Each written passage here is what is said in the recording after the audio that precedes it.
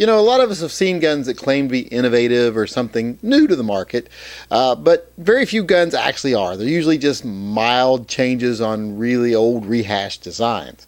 Well, tonight I want to talk to you about a gun that actually is kind of new. It is kind of innovative. Whether that innovation is positive or not, we'll talk about later.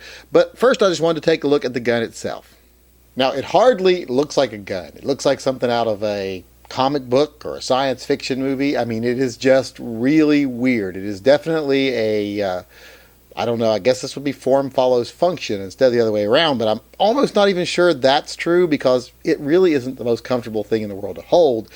So I think unless its design was solely to be put on the bottom of another gun or something, I really don't even think it's, you know, form follows function. I just think it's odd. And it is, of course, the USFA ZIP.22. This is a little .22 long rifle gun. It works with a little Ruger magazine here. You can also put in other magazines, and I'll show you here in just a little bit when I show you the grip on it. Now, the gun itself, like I said, is a little bit weird, and the way you hold it is a little weird too. You put, you know, the middle finger there, and you wrap your hands around the back of it. Now, it is not the most comfortable hold I have ever seen on a gun. It is a little awkward. It's a little thick at the back, a little square. But, you know, I found it usable, and it actually shot pretty good for me. Now, I know a lot of people are saying, like, this is like the worst gun made in a long, long time. And a lot of people even said when I made my worst gun ever video that this should have been the gun I chose. Now, it isn't, and I'm going to tell you why right off the bat that it isn't the worst gun ever. For one, it doesn't pretend to be anything more than it is right now. I mean, they talk about it as, you know, putting it on the bottom of another gun. They talk about it as, you know, a secondary thing. It's almost a novelty. And it doesn't take itself too seriously, I don't think, yet. So I wouldn't call it the worst gun ever because it's a .22. And who counts on .22 long rifle semi-automatics on actually being reliable? I mean, most of us know they just aren't. It's just you're putting a round in a semi-auto that wasn't designed for a semi-auto, and there's lots of things you have to overcome, and it just makes them not that reliable, and rimfire is not that reliable to begin with. So if you're out there trusting your life to a gun like this, well, that's actually your mistake, because no one would be making you think that you could. It's not like, you know, the worst gun I ever said was a Kel-Tec, because people actually labor under the delusion that those are good guns, and they're not. And people tell them they're good guns, and they're not. People tell them they're great self-defense guns, and they're not. This gun, like I said, doesn't pretend to be anything it isn't. Now, like I said, the grip is a little odd. And when you take out this magazine and put in the longer BX25 magazine, which you do by depressing this little lever here and pulling the magazine out, and when this magazine's in, it's worse, if you ask me. It just makes it even more comfortable to hold. It shoves these fingers forward. They feel like they got no place to go. Makes it more uncomfortable back here. Makes it even feel more blocky and like it doesn't fit my hand. So putting this magazine in it just isn't a good thing, if you ask me. Now, as far as performance is concerned, I shot a couple hundred rounds through this gun so far. Actually, I think it's more like 400 because I've shot most of a big box of .22 ammo through it. And really haven't had that many problems. I mean, yeah, it jams.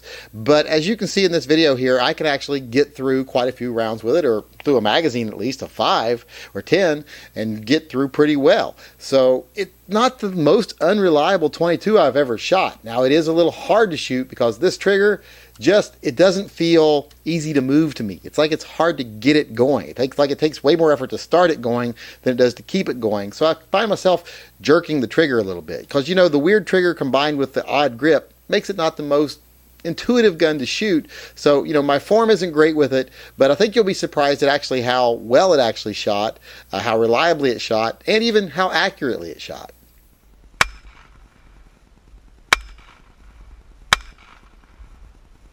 I can't even tell if I'm getting close to the thing.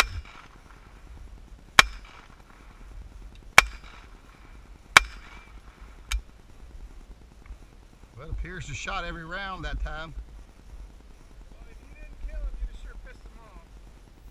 Now, you can't really tell there, but I'm actually hitting the target, surprisingly. And if you'll see here in a minute, you'll see one failure, but you'll also notice it's still actually hitting the target.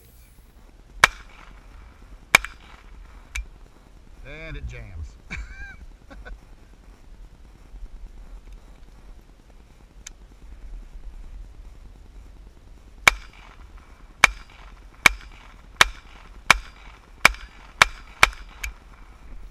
So the gun isn't as completely unreliable as a lot of people would make you think. And it's actually fairly accurate, because if I can hit with it, it's, you know, that's not bad.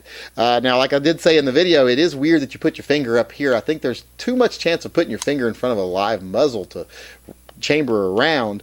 But, I guess it's not the worst thing in the world, but it's not something that I would have chosen to do when I was designing a gun. That isn't the way I would have chose to do it. But with just a little bit of being careful, you're not very likely to shoot yourself. Keep your finger off the trigger while you're charging it, and don't put your finger in front of the barrel. So, not that hard. So let's get down to what I actually think of this gun overall. Now, overall, it's hard to rate the gun overall, so I'm kind of going to break it down into a couple different categories here. First, I'm going to talk about the fact that I think the gun is not only innovative, but I think it has a lot of potential. I love the fact that it's something different. I love the fact that it has potential. It's very inexpensive. I think I gave $189 for this. So, if this gun could somehow be used someday in a way that it could take 9mm and take Glock mags or M&P mags, and could be a gun that people could own, a 9mm pistol that's serviceable and usable for self-defense in the home for $189, well, that would be an awesome thing. So this gun has some potential. It has that cool factor. I will give it that. Of all the guns in my safe, my 15-year-old is hardly interested in guns at all. I've tried to get him interested. When he saw this, he was interested, simply, I think, because of the looks of it. So, if it spurs the interest of my 15-year-old, I think it's great. I think that's bringing more people into guns. So, if it can do that, more power to it. I think that is a very positive aspect of this gun. It might draw some interest that other guns won't. So, as far as being innovative and having potential, I give this gun definitely an A. Now, when you start talking execution of that potential and how comfortable is it to shoot, how reliable is it, well, I have to drop that A to a C+. But let's keep in mind, this gun is brand new, still going to have lots of bugs. So a gun to be so different and so new and still be getting a passing grade, especially a C+, that's pretty remarkable. So I would say, that C+ grade of this gun, that's a pretty high grade for this gun. I wouldn't have expected it to get that high, especially not the way other people have spoken about it. So I'm kind of glad I bought it, even though other people said, don't buy it, because it's so cheap that I was like, I've got almost nothing to lose. It's $189. So a lot of people drop more on that on going in and buying a few mags. So, this gun was really cheap, and so far, like I said, I think it's been worth it. But unfortunately, one thing I judge a gun on, especially new guns and gun companies themselves, is I judge them on how well they treat their customers. Now, this gun wasn't free to me. This isn't a loaner. I went out and spent my own good hard-earned money on this. Well, maybe not hard-earned, but, I earned it. And maybe earned it the hard way. You never know. But I spent my own money on this gun. And when I called them and when I sent them emails, with some concerns, trying to find out ways to maybe fix some things, maybe get some information on some fixes they had coming, they just kind of dusted me off. They just kind of politely said, buzz off, asshole. And, I'm not a big channel. I'm a small channel. Yeah, but, I let them know I had a YouTube channel. I was doing a review and I needed to answer these questions and I wanted to know if these things were available to fix some problems and etc.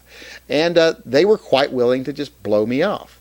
And, like I say, I'm not a big channel, but these people have to know that if they know anything about me, I like to bitch. So they had to know when they blew me off, I was going to bitch about it. So if they're willing to blow me off, knowing I'm going to bitch about it, and other people are going to see me bitch about it, because, face it, whether people watch my channel because they like me or hate me or want to see me succeed or fail, people still watch. I still get some views. So thousands of people will probably see this video and will probably see the fact that I'm saying they blew me off. So if they're willing to blow me off knowing that, how willing to blow off people that, that aren't going to be heard by a few thousand people? Are they going to be even more willing to treat those people poorly? I think they would be. So unfortunately, when I take customer service into account and when I take how they treat their customers, especially when they're a new company and they should be trying to win over customers, when I take that into account, this gun's grade drops to an F. Sure, it's innovative. Sure, it's interesting. And it shoots okay. But if I don't have the confidence in a gun that a company is going to stand behind it after they make it and that they're going to treat their customers right, I can't be bothered to own it. I can't be bothered to endorse it. So therefore, at the end of the day, like I said, this gun's a fail, and I can't tell anyone to buy one.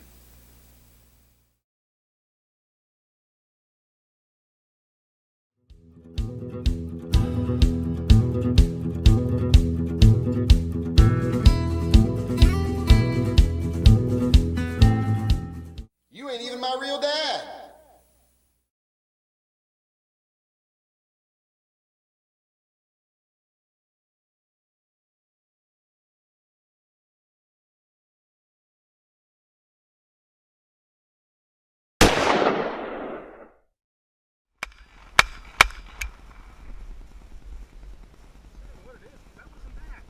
I'd used the sights, it might have been better.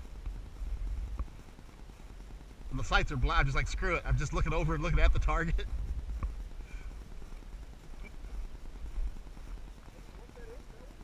No, for what it is.